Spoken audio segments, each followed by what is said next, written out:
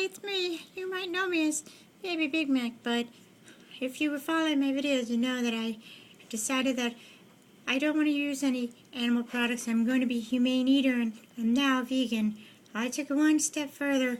I'm going to the mountains of South America, and not only have I embraced my vegan lifestyle, but I decided to meet up with the sheep farmers down there, and we're growing some beautiful wool, and I'm hand dyeing it and making beautiful things with it, and we're keeping this village afloat, and we're feeding ourselves from the land. And I learned how to play the bongos, and look, I made this hat and this jewelry. This really nice man, Paco Pascual, who lives in the mountain. He has one eye and only one foot and 3 fingers on his left hand, and from all the sheep shearing. And he's a wonderful guy. He made this necklace for me, and I want to announce to the world that I'm changing my name. It's now Baby Bongo. But thank you for your support.